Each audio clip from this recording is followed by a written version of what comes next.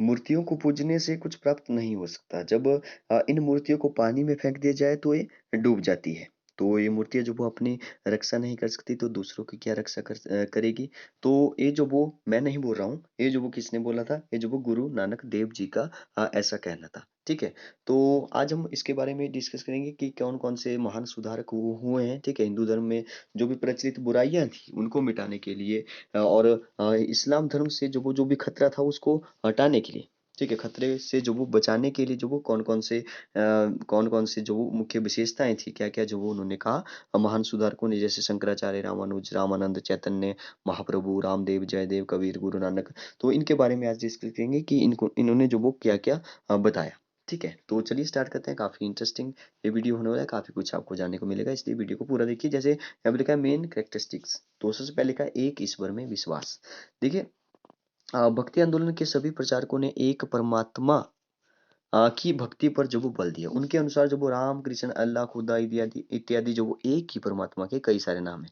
परमात्मा ही सर्वव्यापक या सर्वशक्तिमान है। वह ही इस संसार की रचना करने वाला है, वह इसका पालन करता है, विनाश करने वाला है। ऐसी शक्तियाँ किसी अन्य देवी-देवताओं को प्राप्त नहीं है। उनकी परमात्मा के साथ कोई तुलना नहीं की जा सकती। वे परमात्मा के सामने इस प्रकार है जैसे सूर्य के सामने जो वो दीपक। इसलिए हमें केवल एक ही ईश्वर की पूजा करनी चाहिए। तो आप खुद सोचिए कि आपको क्या करना चाहिए।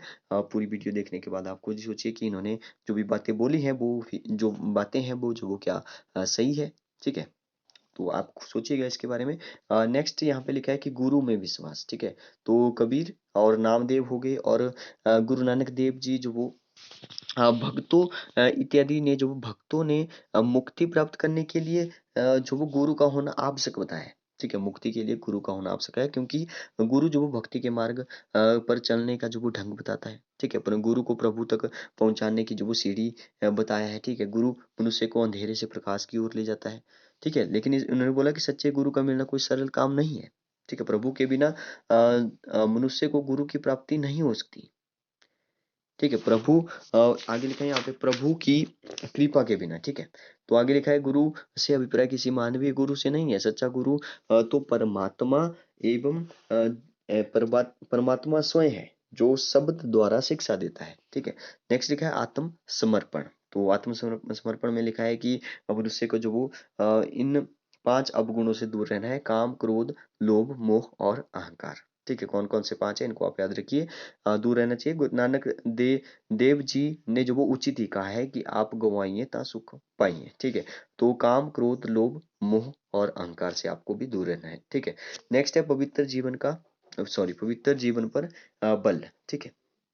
Stress on pure life. तो भक्ति प्रचारकों ने जब लोगों को पवित्र जीवन व्यतीत करने की जो प्रेरणा आदि उनका कहना था कि मनुष्य को सदैव सत्य बोलना चाहिए, ठीक है?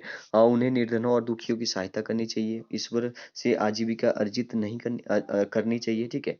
कबीर गुरु नानक देव जी इत्यादि भक्त संसार को त्याग करने के पक्ष में नहीं थे।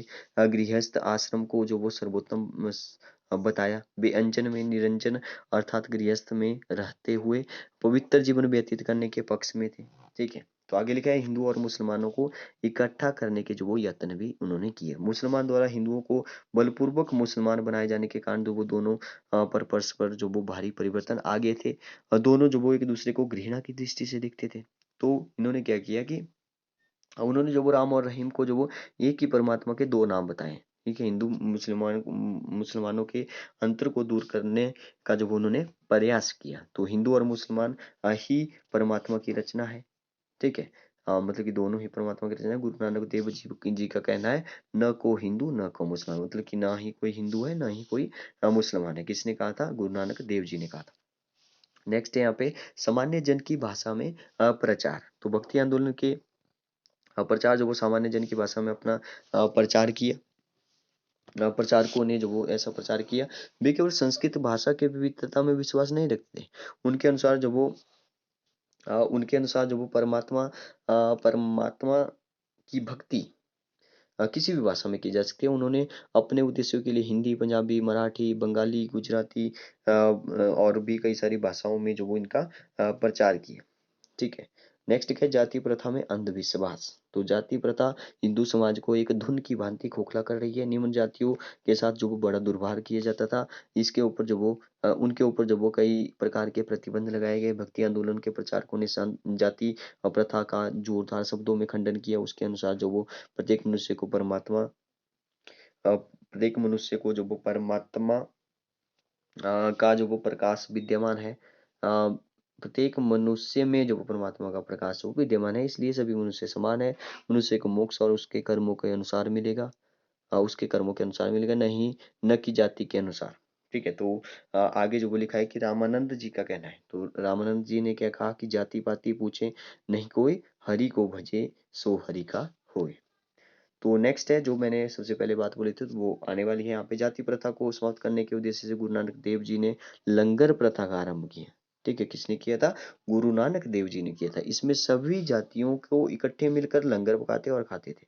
तो डॉक्टर जी नारंग ने भी कहा है कि यह प्रथा जो वो जाति के बंधनों को तोड़ने के लिए शक्तिशाली शस्त्र प्रमाणित हुई। अब देखिए यहाँ पे मूर्ति पूजा में अविश्वास या अंधविश्वास, बात एक ही है। ठीक है, तो देखिए यहाँ पे लिखा है कि भक्ति आंदोलन के प्रचारकों ने जो मूर्ति पूजा के विरुद्ध प्रचार किया। ठीक है, तो भक्त नामदेव का कहना था कि पत्थर का देवता और झूठा भक्त जो वो एक दूसरे को प्रसन्न नहीं कर सकते। ऐसे कई देवी देवता तुर्कों ने जो वो तोड़कर पानी में फेंक दिए, परंतु वे मौन रहे। भक्त कबीर जी ने जो वो एक दोहे में कहा है कि यदि पत्थर पूजने से जो वो परमात्मा मिल सकता है तो वो पर्वत की पूजा करेंगे। ठीक है, किसने कहा है? कबीर ने कहा है। ठीक है, गुरु नानक देव जी ने कहा कि मूर्तियों को पूजने से जो कुछ प्राप्त नहीं हो सकता। जब इन मूर्तियों को पानी में फेंक दिया जाए तो वो डूब जाती है। जो मूर्ति अपनी रक्षा नहीं कर सकती वे मनुष्य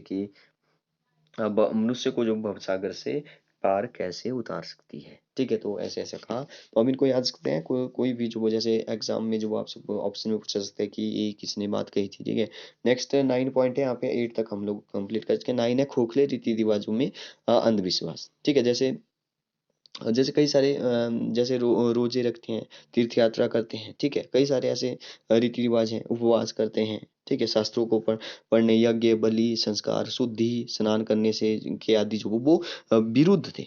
ठीक है, उन्होंने जो वो गेरुए वस्त्र पहनने, शरीर पर जो वो राख लगा लेने और कानों में कुंडल डालने, दाढ़ी अथवा मूछें बढ़ा लेने से या मुंडवा लेने से, या हाथ में डंडा पकड़ने, शंख बजाने, मंदिरों मस्जिदों इत्यादि की पूजा करने को धर्म के विरुद्ध बताया।